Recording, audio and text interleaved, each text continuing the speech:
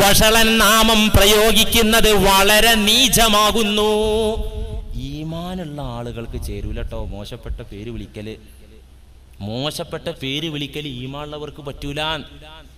എന്നിട്ട് അല്ലാഹു ഇത് വലിയൊരു ഗൗരവമുള്ള അപരാധമായി പറയാൻ, വമൻ ലം യതുബ് ഫഉലൈക ഹുമുല്ലാലിമൂൻ. മറ്റുള്ളവനെ കളിയാക്കുന്ന ആളുകൾ, പരിഹസിക്കുന്ന ആളുകൾ, കുത്തുവാക്ക് പ്രയോഗിക്കുന്ന ആളുകൾ, മോശം പേരുകൊണ്ട് മറ്റുള്ളവരെ വിളിക്കുന്ന ആളുകൾ ഇതിൽ നിന്നു പശ്ചാത്തപിച്ചു മടങ്ങിയിട്ടില്ലെങ്കിൽ, ഈ വൃത്തികെട്ട ഏർപ്പാട് നിർത്തിയിട്ടില്ലെങ്കിൽ ഫഉലൈക ഹുമുല്ലാലിമൂൻ, നാളെ പരലോകത്ത് അക്രമികളുടെ കൂട്ടത്തിലായിരിക്കും അവർ ഉണ്ടാവുക. അവരക്രമികളുടെ നിസാര സംഭവമല്ലേ, ഒരു കളിയാക്കല്, ഒരു തമാശ പറയല് നിസാര സംഭവമല്ലേ. എന്നാ അല്ലാഹു പറയുന്നു തൗബ ചെയ്തോ, കാരണം അല്ലെങ്കിൽ അന്ത്യനാളിൽ ളാലിമീങ്ങളുടെ കൂട്ടത്തിലായിരിക്കും അവർ ഉണ്ടാവുക എന്ന് പടച്ച തമ്പുരാൻ അല്ലാഹു കാത്തിരക്ഷിക്കുമാറാകട്ടെ. അതുകൊണ്ട് പ്രിയപ്പെട്ടവരെ, കല, വിനോദം, തമാശകൾ, കായികമായ വിനോദങ്ങൾ, ഇത് രണ്ട് തരണ്ട്. ഏതും രണ്ട് തരത്തല്ലോ, മനുഷ്യ രണ്ട് തരല്ലേ. വേണ്ട, നമുക്ക് സ്വർഗത്തിൽ പോകാൻ വേണ്ടി നിശ്ചയിക്കപ്പെട്ട നിർബന്ധ ആരാധനാ കർമ്മങ്ങൾ അതുമില്ലേ, രണ്ട് ഐറ്റംസ് ഉണ്ട് ഉണ്ട് ഇല്ലേ. ഈമാൻ ഉപകരിക്കാത്തൊരു ഈമാൻ, മുനാഫിക്കീങ്ങളെ ഈമാന്, മുഅ്മിനീങ്ങളെ ഈമാനാണ് ഉപകരിക്കുക. അപ്പൊ ഈമാനും ഉണ്ട് രണ്ട് തരം വിശ്വാസം. കലർപ്പുള്ള നിഫാഖ് കലർന്ന വിശ്വാസം, പിന്നെ ഇഖ്ലാസ് ഉള്ള നിഷ്കളങ്കമായ വിശ്വാസം. നിസ്കാരം വൈലിലേക്ക് നരകത്തിലേക്ക് എത്തിക്കുന്ന നമസ്കാരം, സ്വർഗത്തിലേക്ക് അടുപ്പിക്കുന്ന നമസ്കാരം. ദാനം ചെയ്ത ഒരു ധർമ്മിഷ്ഠനായ ആള് നരകത്തിൽ വീണത് ബുഖാരി മുസ്ലിം ഉദ്ധരിച്ച ഹദീസിൽ നബി സല്ലല്ലാഹു അലൈഹി വസല്ലം പറഞ്ഞു തന്നിട്ടില്ലേ, വലിയ ധർമ്മിഷ്ഠനായ ആള്, ഉദാരമതിയായ ആള്. അപ്പൊ ദാനം കൊണ്ടും നരകത്തിൽ പോവും, സ്വർഗത്തിലും പോവും. അപ്പൊ ദാന രണ്ട് ഐറ്റംസ് ഉണ്ട്. ജ്ഞാനം, അറിവ്, അത് രണ്ട് ഐറ്റംസ് ഇല്ലേ. നല്ലതും ഇതുപോലെ കലകളും കളികളും തമാശകളും വിനോദങ്ങളും, അതും രണ്ട് തരമുണ്ട്. ഇന്നുള്ള കളികൾ, തമാശകൾ, വിനോദങ്ങൾ എന്തിനാണെന്ന് ചോദിച്ചാൽ, പുതിയ ജനറേഷനോട് ഇന്നുള്ള കലാസാഹിത്യങ്ങളും വിനോദങ്ങളും എന്തിനാണെന്ന് അവരോട് ചോദിച്ചാൽ എന്തായിരിക്കും അവർ മറുപടി പറയാ? എന്താ മറുപടി പറയാൻ ഉണ്ടാകുക? കൂടുതൽ ആളുകളും പറയുന്നത് ടൈം പാസ് അല്ലേ. ടൈം പാസ്, നേരം പോക്കിന്. ഒരു പണിയില്ല, നേരം പോയി കിട്ടുന്നില്ല, എന്നാ ഇപ്പൊ ഇന്ന് സിനിമയ്ക്ക് പോവാ, അല്ലെങ്കിൽ ഒരു ക്യാരംസ് കളിക്കാം, അല്ലെങ്കിൽ ഒന്ന് ചെസ് കളിക്കാം, അല്ലെങ്കിൽ TV കൊണ്ട് ഓൺ ചെയ്തിട്ട് എന്താ അതിലുള്ളത് എന്ന് വെച്ചാൽ അതൊക്കെ അങ്ങോട്ട് കാണാം. ഇങ്ങനെ ടൈം പാസിന് വേണ്ടിയുള്ള കലകൾ, വിനോദങ്ങൾ, അതിനെ ഇസ്ലാം പൂർണ്ണമായി എതിർക്കുന്നു. കാരണം എന്തേ? മനുഷ്യന് ഈ ഭൂമുഖത്ത് നൽകപ്പെട്ട ആയുസ് അമൂല്യമാണ്. ആ അമൂല്യമായ ആയുസ്സിനെ വെറുതെ നഷ്ടപ്പെടുത്താൻ പാടില്ലാത്ത കാര്യമാണ്. മുത്തുനബിയുടെ ഉണർത്തലിൽ കാണാം, നിഅമതാനി മഗ്ബൂനുൻ ഫീഹിമാ കസീറും മിനന്നാസ് അസ്സിഹത്തു വൽ ഫറാഗ്. കൂടുതൽ ജനങ്ങളും വഞ്ചിതരായ രണ്ട് അനുഗ്രഹങ്ങളുണ്ട്. കൂടുതൽ ജനങ്ങളും 99% ജനങ്ങളും പിഴച്ചുപോയ രണ്ട് അനുഗ്രഹങ്ങൾ, വഞ്ചനയിലകപ്പെട്ട രണ്ട് അനുഗ്രഹങ്ങൾ. അതെന്താ? പണാണോ? പണമല്ല. അസ്സിഹത്തു വൽ ഫറാഗ്, നല്ല ഫിറ്റഡ് ബോഡി, ആരോഗ്യമുള്ള ശരീരം. വൽ ഫറാഗ്, ഫ്രീ ആയ ടൈം, ഒഴിഞ്ഞ സമയം. ഈ രണ്ട് അനുഗ്രഹങ്ങൾ വലിയ അനുഗ്രഹമാണ്. പക്ഷേ ആ അനുഗ്രഹങ്ങളെ ഉപയോഗപ്പെടുത്തുന്നതിൽ മനുഷ്യർ പിഴച്ചു പോയിട്ടുണ്ട്, വഞ്ചനയിൽ അകപ്പെട്ടിട്ടുണ്ട്. അള്ളാഹുവിന്റെ കലാം എന്താ പഠിപ്പിച്ചത്? വൽ അസ്ർ ഇന്നൽ ഇൻസാന ലഫീ ഖുസ്ർ ഇല്ലല്ലദീന ആമനൂ വഅമിലുസ് സ്വാലിഹാത്ത് വതവാസൗ ബിൽ ഹഖ് വതവാസൗ ബിസ്സബ്ർ. ചെറിയ ഒരു അധ്യായത്തിലൂടെ എത്ര വലിയ ആശയമാണ് അല്ലാഹു ഇട്ടുതരുന്നത്. പരിശുദ്ധ ഖുർആനിലെ ചെറിയ ഒരു സൂറയാണ് സൂറത്തുൽ അസ്ർ. എന്താണ് പറയുന്നത്? വൽ അസ്ർ, സമയത്തെ തന്നെയാണ് സത്യം, കാലത്തെ തന്നെയാണ് സത്യം. സത്യം ചെയ്ത് ഒരു കാര്യം വെച്ച് അല്ലാഹ് സത്യം ചെയ്യുമ്പോൾ പിറകെ പറയുന്ന വിഷയവും അതും തമ്മിൽ ബന്ധമുണ്ടാവും. അതിൽ നിന്നൊരു പാഠമുണ്ടാകും ആ സത്യത്തിൽ. സൂറത്ത് ആദിയാത്തിൽ വൽ ആദിയാതി ലബ്ഹ ഫൽ മൂരിയാതി ഖദ്ഹ ഫൽ മുഗീറാതി സുബ്ഹ. അല്ലേ? ഈ 5 കാര്യങ്ങൾ കൊണ്ട് അല്ലാഹു ആണയിട്ട് പറഞ്ഞു. കിതച്ച് കുതിച്ചോടുന്ന കുതിരകൾ, ആ ഓട്ടത്തിൽ അവകളുടെ കുളമ്പ് പാറക്കല്ലുകളിലും ചരലുകളിലും ഇട്ടടിച്ചിട്ട് തീപ്പൊരി പറത്തുന്ന കുതിരകൾ, പ്രഭാത സമയത്ത് തന്നെ ആക്രമണ വീര്യത്തോടുകൂടെ ഇറങ്ങി പുറപ്പെടുന്ന കുതിരകൾ,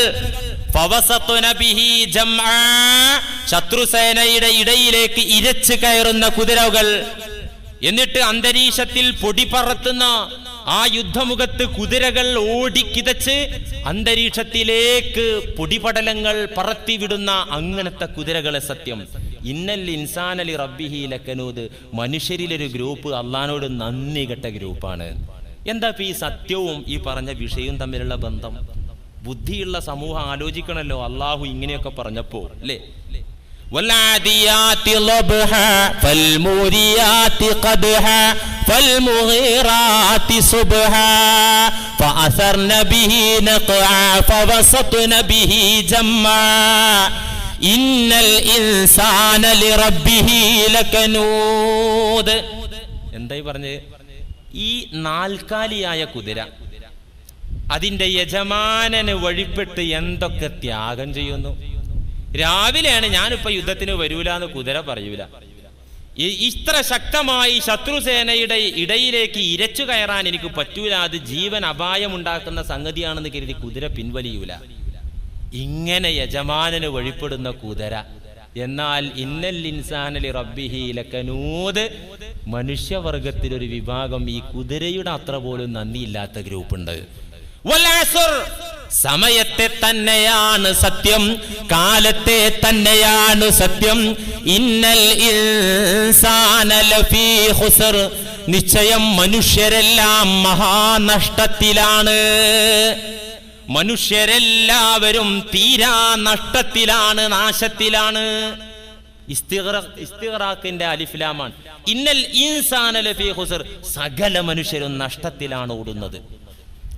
എന്ന് വെച്ചാൽ സമയത്തെ വെച്ചുകൊണ്ടാണ് സത്യം ചെയ്യുന്നത്. ഏതു സമയം? ഭാവിയെന്നോ ഭൂതമെന്നോ വർത്തമാനമെന്നോ ഇവിടെ അള്ളാഹു പറഞ്ഞില്ല, നിരുപാധികം സമയം. അപ്പോ ഭാവിയും ഭൂതവും വർത്തമാനവും എല്ലാം അതിൽ ഉൾപ്പെട്ടു. സമയമെന്ന് പറയുന്നത് ഓരോ സെക്കൻഡും അമൂല്യമാണ്. ഒരു സെക്കൻഡിൽ നമുക്ക് എന്ത് ചെയ്യാൻ പറ്റും? ഒരു സെക്കൻഡിൽ ശാസ്ത്രം പറയുന്നു, ഒറ്റ സെക്കൻഡിൽ പ്രകാശത്തിന് 1,80,000 മൈൽ സഞ്ചരിക്കാനാകും. ഒരു സെക്കൻഡിൽ പ്രകാശം 1,80,000 മൈൽ സഞ്ചരിക്കും. നമുക്കൊരു സെക്കൻഡിൽ എന്താ ചെയ്യാൻ പറ്റുക? അതിലേറെ വേഗതയുള്ള വേറെ ചില പണി ചെയ്യാൻ പറ്റും.